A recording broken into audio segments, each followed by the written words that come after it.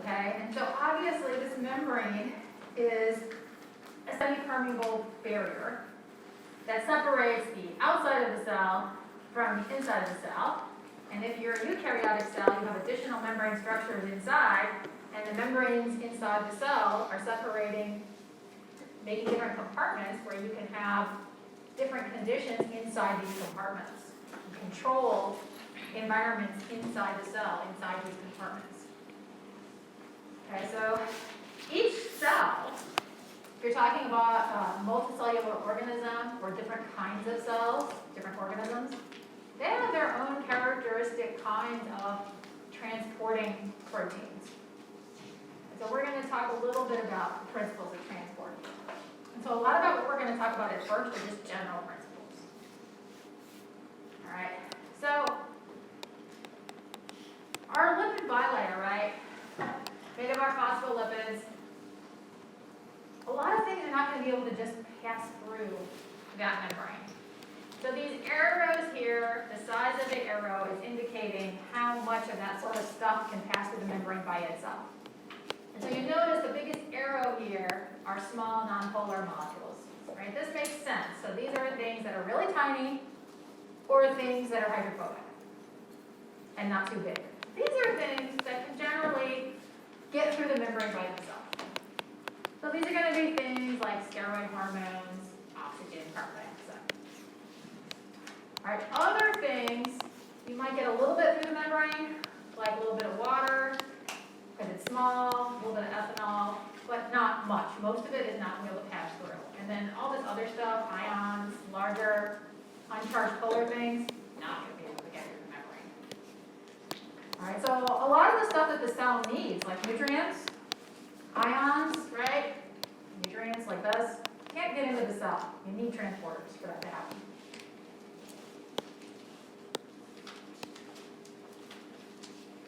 Let's think about ions here for a second. You're talking about how the membrane makes the semi-permeable barrier, and so conditions inside the cell are different from conditions outside the cell. And so you can really tell that the cell is manipulating conditions when you look at ion concentrations. Okay, so if you look at, say, sodium concentrations in a mammalian cell, intracellularly, this is about 5 to 15 millimolars, but outside the cell, it's way, way higher. So clearly the cell is manipulating sodium concentrations. Okay? The transporters are controlling these ion concentrations and manipulating them to a certain degree so that the cell can function. Now, when you look at this table, you're probably like, oh my God, I have to memorize all these concentrations. So that's not the point of this table. But the things that you need to know on this table, the most important things, most important ions, are the sodium, the potassium, and the calcium. And so what you need to remember, draw yourself a little cell cartoon, right? And what you need to remember is that inside the cell, sodium ion concentration is lower than outside the cell. Higher outside the cell. But the opposite is true, right, for potassium. It is higher inside the cell and outside the cell. And calcium, lower inside the cell than outside the cell. We're not remembering certain values. These are the most important ions that are going to be relevant to the things that we discuss about how cells behave. And so this diagram, right, will be the most helpful thing to remember. Or just remembering what's going on inside the cell, and then remembering what's happening outside the cell is the opposite, right? Would be the most important thing to remember. Okay, not so bad, right? Now, later on, we'll talk about how the different charges of these ions near the membrane result in something called membrane potential. Okay, we're gonna talk about that later on. So that's gonna come up, you've probably heard of it before. We will talk about that, I'm not gonna talk about that right away. Alright, so proteins in the membrane are the things that are regulating what passes through the membrane, right, which we call membrane permeability. Permeability means what can pass through. Two kinds of proteins, transporters and channels. Right? One of the big differences between transporters and channels is that the way a transporter works is that when the thing that it transports binds to it, here we're calling that the solute, it actually changes its conformation. So you can see it changes its conformation and then it can release the solute to the other side of the membrane. Of course, the transporter is going to be specific for its solute, right? Because proteins bind specifically. We learned that when we talked about how proteins function. The channel, on the other hand, right, does not necessarily change conformation. A lot of times we sort of picture these as just kind of being a pore that an ion might go through. But they are also specific for the thing that goes through the channel, the ion, particular ion. And they do exist in open and closed states. But they don't have this big conformational change that you see with the transporter.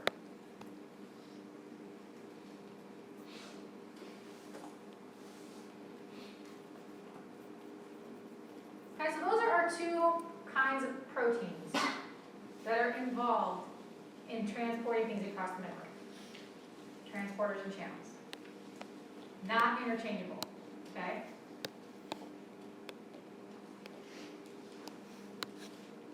Okay. Now you guys have probably heard about passive and active transport before. Right. Passive transport, remember, is the kind of transport that doesn't use any energy. So no ATP being used. Right? We can have things going across the membrane simply by diffusion. We talked about how maybe a steroid hormone could simply diffuse across the membrane. Remember, when things diffuse, they are always going from an area where they are at a high concentration to where they are at a lower concentration. And we call that going with their concentration gradient or down their concentration gradient, because that's how diffusion works. All right, so simple diffusion, something could just cross the membrane if it has the right chemical properties.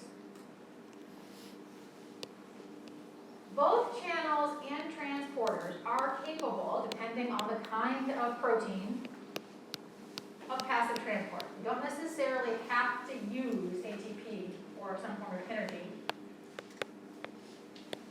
if they're transporting something down its concentration gradient. Okay, but only transporters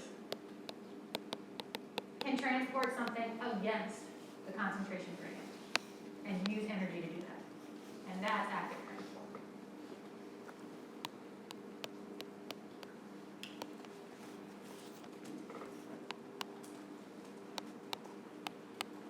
Make sense?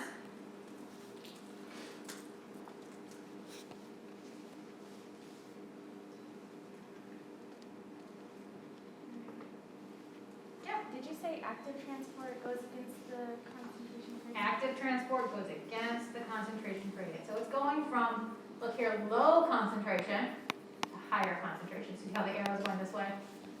This thing's being transported against the gradient.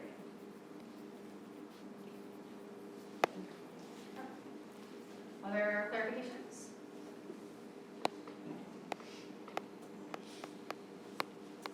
Yeah? So the passive transport you said doesn't necessarily need the energy. Which one? The passive transport. Passive transport doesn't use energy, period.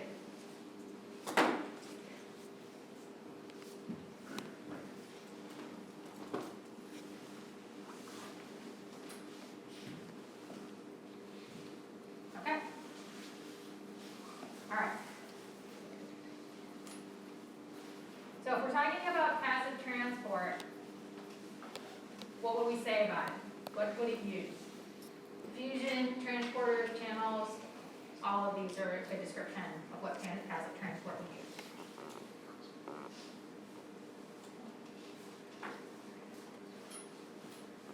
Good, right? All of these are a description of how passive transport works. Diffusion means it's going down the concentration gradient, and passive transport could use transporters or channels. Right? If things are going down their concentration gradient. All right, what about active transport? Oh, we're awake today, yay. This uses transporters, right? Only the transporters can use energy to do active transport.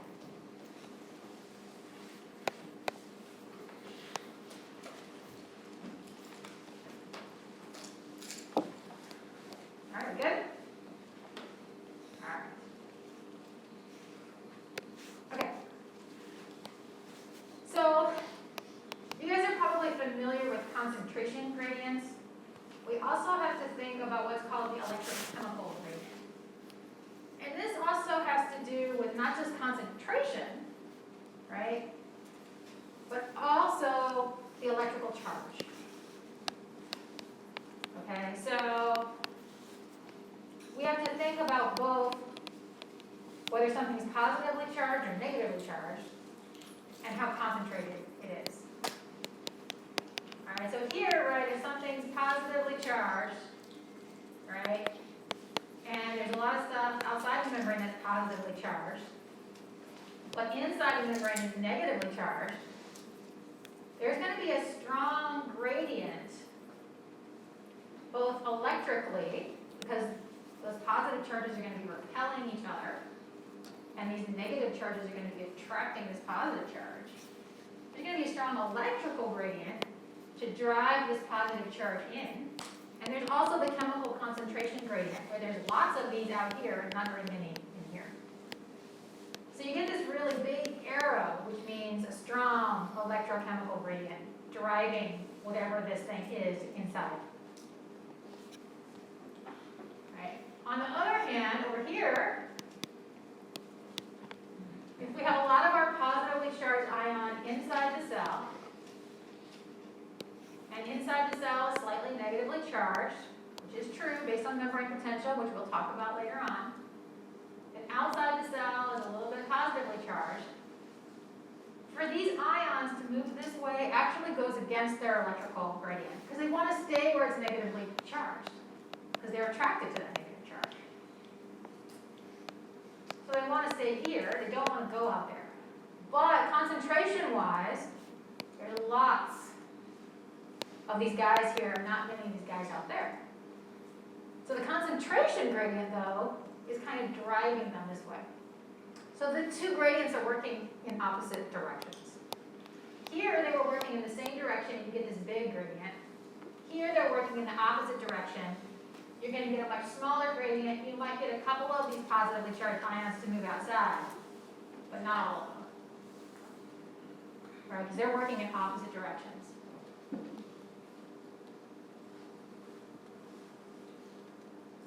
So when you think about what's going to happen in terms of transport, and you're talking about an ion, you have to think about what's going on electrically and also what's going on with concentration.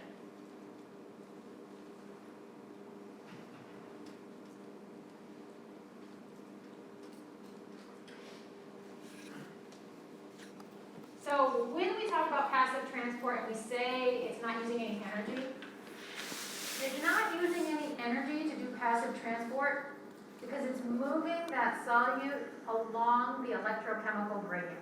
You might have thought about it just in terms of concentration gradient before, but it's really the electrochemical gradient. It is moving this solute down its electrochemical gradient.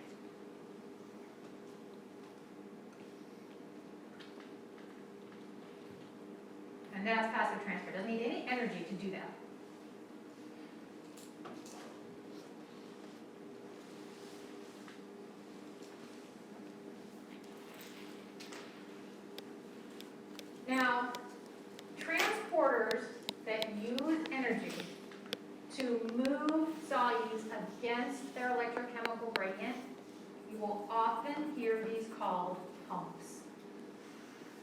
So when you hear a transporter described as a pump, you kind of assume that it's doing active transport.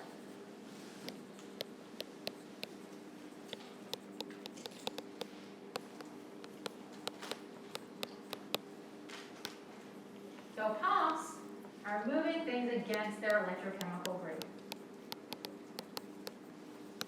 And there's 3 different sources of energy that can be used to drive active transport by a pump. All right, and you're probably most familiar with the kind of transporter that directly uses the energy of ATP. So ATP comes in, phosphate breaks off, uses that energy from breaking that bond to drive a conformational change of the protein, which is going to help transport the solute. But there are actually 2 other ways transporters can drive transport of their solute. All right, one is a gradient-driven pump. All right, this uses a concentration gradient that's already been set up by another transporter. So a gradient that's already been set up like by another transporter is kind of like water behind a dam. Right? If you make a hole in the dam, that water's going to come rushing out. Right? So it uses energy that's been stored by a gradient to drive transport of another solute. That's a gradient-driven pump. And then another kind of pump can actually use light. All right, so obviously these are not found in mammals, these are found more like in plants and algae and bacteria. But there are pumps that transport solutes and they use light to drive their transport. So not just ATP, there are 2 other ways that active transport by a pump can be driven. Okay, so let's look at an example of a pump.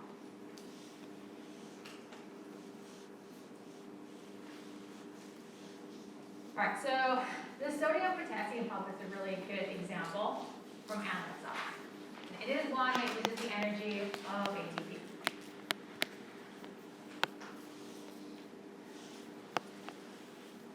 And it actually transports 2 ions, both sodium and potassium. And so here are our gradients. There's a high concentration of sodium outside the cell. And there is a high concentration of potassium inside the cell. Right? Just like we drew here. Right?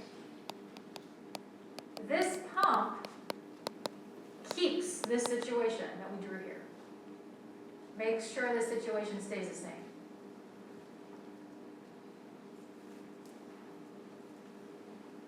Alright, so what happens is this pump is transporting any sodium that gets into the cell, and it takes 3 of these sodium ions and transports them out. And it takes any potassium that's outside, it takes 2 of them at the same time, and transports them in. And it uses the energy of ATP to do that. And both of these, both the sodium and the potassium, notice, are going from an area of low concentration to an area of high concentration. Low concentration to high concentration. So they're both going against their concentration gradient. All right, so that's why this has to use energy